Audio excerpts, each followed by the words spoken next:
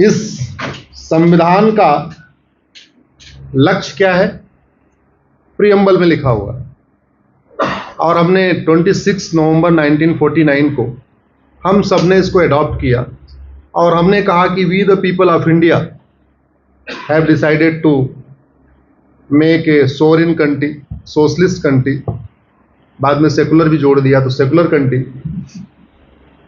Equality, justice, liberty, fraternity, unity, integrity. अगर इस पूरे कॉन्स्टिट्यूशन को आप ध्यान से देखें तो मैं इसको कहता हूं, इस कॉन्स्टिट्यूशन का लक्ष्य है राम राज्य की स्थापना। और राम राज्य को जो सबसे कम शब्दों में कहा जा सकता है उसके लिए 4 वाक्य है। धर्म की, जोर से बोलिए, धर्म की, अधर्म का, प्राणियों में, विश्व का, यही राम राज्य है और यही संविधान का मुख्य उद्देश्य है। Ultimate goal of this constitution is to establish Ram Rajya. What is the meaning of Ram Rajya is धर्म की जय हो, अधर्म का नाश हो, प्राणियों में सद्भावना हो, विश्व का कल्याण हो। तो जैसा मैंने बताया कि चूंकि 4 जगह पे बात करनी थी, तो धर्म की जय हो पे बात हो चुकी है, अधर्म का नाश हो पे बात हो चुकी है, प्राणियों पे सद्भावना हो अभी बात करने वाला हूं, विश्व का कल्याण हो अभी बात हो चुकी है। यहां हम केवल बात करने वाले हैं how to promote fraternity, unity and national integration. किस तरीके से देश की एकता अखंडता को मजबूत किया जाए, प्राणियों में सद्भावना कैसे हो, इस पे चर्चा करेंगे।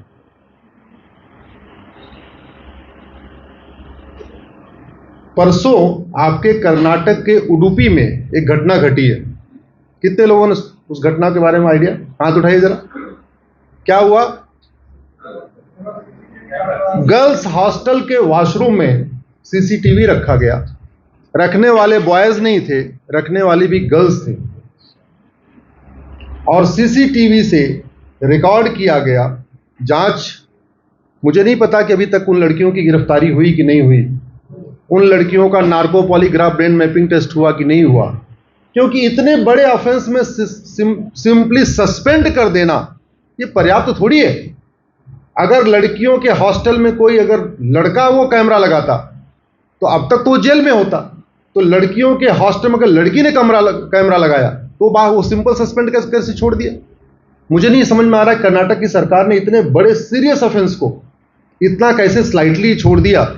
बहुत ही सीरियस ऑफेंस है। और जैसा मीडिया रिपोर्ट बता रही कि 100 से ज्यादा लड़कियों के उसमें वीडियोस हैं और वो वीडियोस शेयर हो चुके हैं। पता नहीं किसको किसको शेयर हुए। वो तो तभी पता चल सकता है जब उन 3 लड़कियों का जिनको सस्पेंड किया गया है उनका नार्को पॉलीग्राफ ब्रेन मैपिंग हो। फिर वो बताएंगी वो किसके डायरेक्शन पे काम कर रही थी, वो बताएंगी कि इनका अल्टीमेटली पूरा रैकेट क्या है, मोटिव क्या था वीडियो कैमरा रखने का वॉशरूम के अंदर। और ये मोटिवेशन आया कहां से, ये दिमाग में बात आई कहां से कि गर्ल्स हॉस्टल में कैमरा लगाया जाए, वीडियो बनाया जाए, उस वीडियो को शेयर किया जाए। मुझे नहीं पता वो वीडियो गल्फ कंट्रीज में गया है या विद इन कंट्री है, या उस वीडियो को यूज करके कितनी और हमारी बेटियों को ब्लैकमेल किया जाएगा, भगवान जाने। लेकिन ये सब तभी पता चल सकता है जब इस पे गंभीरता के साथ इस पे पुलिस कार्रवाई करे। तो सबसे पहले तो मैं HSR मंथना के आप सबके टीम के सदस्यों से रिक्वेस्ट करूंगा, प्लीज कल मंडे के दिन एक ग्रुप में सबसे पहले पुलिस कमिश्नर से मिलिए, उनको कंप्लेन दीजिए। मामला चूंकि उडुपी का है तो स्वाभाविक सी बात है यहां के नहीं कर सकते, तो होम मिनिस्टर से मिलिए, होम मिनिस्टर से मिलिए, संसद से मिलिए, पॉलिटिशियन से मिलिए और उनको बताइए इस मामले की गहराई के साथ जांच करना और इस मामले के तह तक जाना, रूट काज के ऊपर जाना बहुत जरूरी है। मैं आशा करता हूं कि मंथना के लोग इस पे समय निकाल के, यहाँ के सांसद, विधायक, मंत्री, थोड़ा सा आवाज कम करिए, बहुत इको कर रहा है, उनसे जरूर मिले।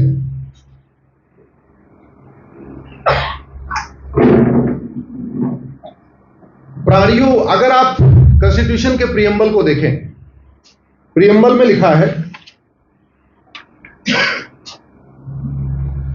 promote among them all fraternity, assuring the dignity of individual and unity and integrity of the nation. सबके बीच में भाईचारा बनाना है और देश की एकता और अखंडता को मजबूत करना है।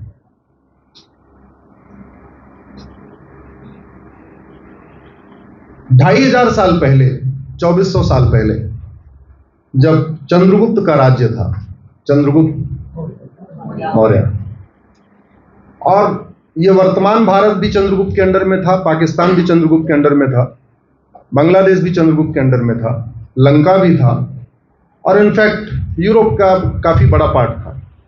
अलेक्जेंडर को उन्होंने हराया था, बेटी से शादी कर लिया था उसने, मतलब बेटी से अपनी शादी किया तब उसको जाके, तो वहां तक राज्य था। आचार्य चाणक्य ने जो सबसे पहला काम किया था, क्योंकि गुरु वही थे, उन्हीं के डायरेक्शन पे चंद्रगुप्त काम करते थे, आचार्य चाणक्य ने चंद्रगुप्त को बोला कि इतने सारे यहां पे लैंग्वेज अलग अलग हो रही है, इतना बड़ा भारत है, इस भारत को अगर तुम्हें यूनाइट करके रखना है, इंटीग्रेट करके रखना है, तो तुम इस भारत में कॉमन एजुकेशन सिस्टम लागू करो। सबसे पहले तुम कॉमन एजुकेशन सिस्टम लागू करो। और कॉमन एजुकेशन सिस्टम उसके पहले भी था। राजा दशरथ और उनके जो चीफ मिनिस्टर थे वो बैचमेट थे। दशरथ जी और सुमंत उनका नाम है, जो उनके मंत्री थे, मुख्यमंत्री उनके, क्या नाम था उनका? सुमंत। दोनों बैचमेट थे, दोनों अलग अलग वर्ण के थे। दशरथ जी क्षत्रिय थे, सुमंत जी दलित परिवार के थे, लेकिन दोनों बैचमेट थे। मैं कुछ कहना चाहता हूं, उसको समझिए आप। एक साथ पढ़ते थे, राम और हमारे प्रयाग के निषाद राज, दोनों अलग अलग वर्ण के थे। राम भगवान क्षत्रिय थे, निषाद राज दलित परिवार के थे, दोनों बैचमेट थे। ऐसे बहुत सारे एग्जाम्पल हैं। तो पहले हमारे देश में one nation one education system था। राम के समय में भी था, चंद्रगुप्त के भी समय में था। स्टार्ट हुआ जो पूरा सिस्टम, वो मुगलों से शुरू हुआ। भाषाएं हमारी अलग थी। कर्नाटक के लोग अपनी कन्नड़ बोलते थे, तमिलनाडु के लोग तमिल बोलते थे, गुजरात के लोग गुजराती बोलते थे, लेकिन हमारा सिलेबस और करिकुलम 1000 साल पहले कॉमन था, एक समान था। बच्चा मंत्री का हो या संतरी का हो, गरीब को हो या अमीर का हो, राजा का हो या रंग का हो, ब्राह्मण का हो या क्षत्रिय का हो या वैश्य का हो या दलित का हो, सिलेबस और करिकुलम कॉमन था। यह हमारे देश का बेसिक फीचर था, यह हमारे देश की बेसिक सभ्यता थी। और आप अपने घर में देख लीजिए, अगर आप अपने घर में यूनिटी और इंटीग्रेशन चाहते हैं, आपके 4 बच्चे हैं, चारों को आप अलग अलग स्कूल में पढ़ाइए, जिन चारों स्कूलों का सिलेबस अलग अलग हो, आपके चारों बेटों में ही यूनिटी नहीं हो सकती, आपके चारों बेटों में ही इंटीग्रेशन नहीं हो सकता। आप एक बच्चे की ऐसे स्कूल में पढ़ाइए जहां 10,000 रुपए फीस हो, अलग सिलेबस हो, जहां दूसरे को पढ़ाइए जहां 5,000 रुपए फीस हो, अलग सिलेबस हो, तीसरे को 2,000 रुपए फीस में अलग सिलेबस हो, और चौथे को नगर निगम में डाल दीजिए, म्यूनिसिपैलिटी में डाल दीजिए जहां 200 रुपए फीस हो। अगर आपको परिणाम देखना है अलग अलग सिलेबस और करिकुलम का, अपने घर में ट्राई कर लीजिए। मैं तो चाहता हूं इस देश के सांसद, विधायक, मंत्री एक बार अपने घर में ट्राई करके देख लें कि different syllabus, different curriculum, different standard का एजुकेशन का फर्क क्या होता है। परिवार एक नहीं हो सकता, देश एक कैसे हो जाएगा। इसलिए भारत को अगर यूनाइट करना है, भारत को इंटीग्रेट करना है, तो यूसीसी पे मैं चर्चा नहीं करूंगा, अभी सुबह ही कर चुका हूं। इसलिए one nation one civil code से भी ज्यादा जो जरूरी है वो one nation one education code है। और बहुत डुएबल है, ये प्रैक्टिकल है और चल भी रहा है। भारत में केंद्रीय विद्यालय चलता है, सबको पता होगा, केवीएस। सिलेबस एक है कि अलग अलग बताइए? कश्मीर से कन्याकुमारी, कच्छ से कामरूप तक सिलेबस एक। तो डुएबल है, प्रैक्टिकल है। जितने आपके नवोदय स्कूल चलते हैं, वन नेशन वन सिलेबस उसमें है। केंद्रीय विद्यालय में वन नेशन वन सिलेबस है। हमारे पास एक कानून है, right to education act, RTE। अगर उसमें एक शब्द जोड़ दिया जाए इक्वल, तो क्या हो जाएगा? राइट टू इक्वल एजुकेशन, यही हो जाएगा। RTE का RTEE हो जाएगा, right to equal education. Right to equal education में जैसे हमारे पास GST काउंसिल है, उसी पैटर्न पे एक एजुकेशन काउंसिल बन जाएगी। एजुकेशन काउंसिल क्या जैसे GST काउंसिल क्या करती है? GST काउंसिल में केंद्र के वित्त मंत्री उसके चेयरमैन होते हैं, राज्यों के वित्त मंत्री उसके मेंबर होते हैं। हर 3 महीने के बाद इसकी GST काउंसिल की बैठक होती है और वो तय करते हैं किस सामान पे कितना GST लगाना। वैसे एक एजुकेशन काउंसिल बन सकती है, केंद्र के शिक्षा मंत्री उसके चेयरमैन, राज्यों के शिक्षा मंत्री उसके मेंबर, और ये बैठ के हर 1 महीने पे एक्सपर्ट बॉडी बना लेंगे और ये तय कर लें, एक्सपर्ट बॉडी ये तय कर लेगी फिजिक्स में क्या पढ़ाना, केमिस्ट्री में क्या पढ़ाना, जूलॉजी में क्या पढ़ाना, बॉटनी में क्या पढ़ाना, किसमें क्या पढ़ाना। और आप सारे लोग यहां पे इंटेलेक्चुअल्स हैं, फिजिक्स का सिलेबस पूरे देश का एक हो सकता है कि नहीं? जरा जोर से बोलिए। हो सकता है। आप जो भी बोलिए जोर से बोलिए, आपका वीडियो 2 से 3 करोड़ लोग तक जाएगा। आपकी आवाज यहां तक आनी चाहिए, मेरे साथी रिकॉर्ड कर रहे हैं। 3 करोड़ तक HSR मंथन का यह कार्यक्रम 3 करोड़ लोगों तक जाएगा, ये मेरी गारंटी है।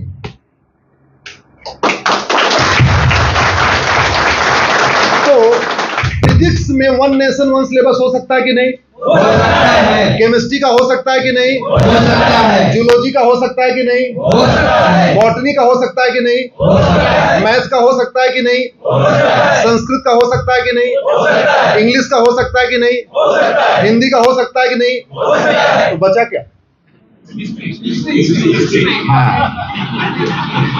हिस्ट्री बची, ज्योग्राफी बची और सोशल साइंस कह सकते हैं। तो ठीक है, एक काम करो, GST काउंसिल की तर्ज पे एजुकेशन काउंसिल बनाओ, 7 किताबें कॉमन कर दो, 3 किताबें राज्यों पे छोड़ दो। वो अपनी लोकल ज्योग्राफी पढ़ा लेंगे, लोकल हिस्ट्री नहीं, एक तो सेंट्रल हिस्ट्री बनानी पड़ेगी, अदरवाइज महाराणा प्रताप को पूरे देश में नहीं पढ़ाया जाएगा, लक्ष्मीबाई को पूरे देश में नहीं पढ़ाया जाएगा, अहिल्याबाई होलकर को पूरे देश में नहीं पढ़ाया जाएगा। और पढ़ाया क्या जाएगा? Merchant of Venice. कोई काम है मर्चेंट ऑफ वेनिस का? मर्चेंट ऑफ वेनिस ही है ना, क्या कहते हैं उसको? ICSE बोर्ड वाले पढ़ाते हैं। हाँ, जूलियस सीजर, कोई काम है उसका क्या भारत में? कोई भारत से लेना देना है क्या? हमारे इतने बड़े बड़े राजा, एक से बढ़कर एक राजा, जिन्होंने देश के लिए इतना बड़ा बड़ा बलिदान किया। वो महाराष्ट्र वाले, क्या नाम था उनका, शिवाजी महाराज के जो नीचे उनके सेनापति तानाजी, जो 15 घंटे सूर्य नमस्कार करते थे। अरे उनको पढ़ाओ तो बच्चों को समझ में आएगा सूर्य नमस्कार से पावर कैसी आती है। यहां तो 15 मिनट हमारे बच्चे सूर्य नमस्कार नहीं कर पाते, आधों को तो पता ही नहीं सूर्य नमस्कार होता क्या है। तो हमारे यहां पढ़ाने के लिए इतने महान लोग हैं, पढ़ाने के लिए हर फील्ड में महान लोग हैं, एजुकेशन की फील्ड में, पावर की फील्ड में, धनुष के फील्ड में, भाला की फील्ड में, गदा की फील्ड में, सब हर फील्ड में एक्सपर्ट है। और हम पढ़ा क्या रहे हैं? जूलियस सीजर और मर्चेंट ऑफ, कोई लेना देना नहीं। तो 7 किताबें कॉमन हो गई, physics, chemistry, math, zoology, botany वगैरह, इंग्लिश, संस्कृत, हिंदी। 2-3 किताब राज्यों को दे दीजिए। कर्नाटक वाली अपनी लोकल हिस्ट्री पढ़ा लें, लोकल ज्योग्राफी पढ़ा लें, तमिलनाडु वाले अपनी लोकल हिस्ट्री पढ़ा लें, अपनी लोकल ज्योग्राफी पढ़ा लें। तो वन नेशन वन सिलेबस लागू होने का फायदा यह होगा। अच्छा, कुछ लोग कहेंगे भाषा की दिक्कत, हाँ ठीक है, एक काम करिए, सिलेबस करिकुलम कॉमन होगा। कर्नाटक वाले कन्नड़ में पढ़ाएंगे, तमिलनाडु वाले तमिल पढ़ाएंगे, महाराष्ट्र वाले मराठी में पढ़ाएंगे, गुजरात वाले गुजराती में पढ़ेंगे, बंगाल वाले बंगाली में पढ़ लेंगे। इसमें दिक्कत कहां है? आजकल जो विदेशी भाषा में पढ़ रहे हैं उससे अच्छा स्वदेशी भाषा में पढ़ेंगे। आजकल पूरा इंडिया विदेशी भाषा में पढ़ रहा है। कर्नाटक वालों को कन्नड़ आती है, उसके बाद दूसरी भाषा नहीं आती, सीधे इंग्लिश ही आती है। और भोजन में भी यही है, होटल में जाओ तो या तो साउथ इंडियन भोजन है, उसके बाद सीधे फ्रेंच, चाइनीज, भोजन भी या तो अपना लोकल करेंगे, नहीं सीधे विदेश वाला करेंगे। ऐसा नहीं होगा कि हाँ बिहार वाले थोड़ा कर्नाटक वाला खा लें, बंगाल वाले थोड़ा तमिलनाडु वाले खा लें। हमारे यहाँ इतने भोजन की व्यवस्था है कि फ्रेंच फ्राई और क्या बोलते हैं चाइनीज, पता नहीं वो जो भी है चीजें, हाँ उसकी जरूरत ही नहीं है। अरे अपने भारत वाला तो खा लो। तो ऐसे ही हमारे यहाँ कॉमन सिलेबस, कॉमन करिकुलम संभव है। पहले था, राम के समय में था, चंद्रगुप्त के समय में था, डुएबल है, इंप्लीमेंटेबल है, और इससे देश की एकता अखंडता मजबूत होगी। जब मेरे बेटे की किताब, मेरे ड्राइवर के बेटे की किताब एक होगी, तब वास्तव में यूनिटी नेशनल इंटीग्रेशन आएगा। जब क्लर्क के बच्चे की किताब और कलेक्टर के बच्चे की किताब एक होगी, तब यूनिटी नेशनल इंटीग्रेशन आएगा। जब लेबर की बच्चे की किताब, लेबर मिनिस्टर के बच्चे की किताब एक होगी, तब यूनिटी इंटीग्रेशन आएगा। जब टीचर के बच्चे की किताब और एजुकेशन मिनिस्टर के बच्चे की किताब एक होगी, तब यूनिटी इंटीग्रेशन होगा। और जब बेंगलोर के बच्चे की किताब और दिल्ली के बच्चे की किताब और कलकत्ता के बच्चे की किताब एक होगी, तब यूनिटी नेशनल इंटीग्रेशन आएगा। और इनफैक्ट हमारा कॉन्स्टिट्यूशन भी यही कहता है। वीके न्यूज, राष्ट्र के नाम।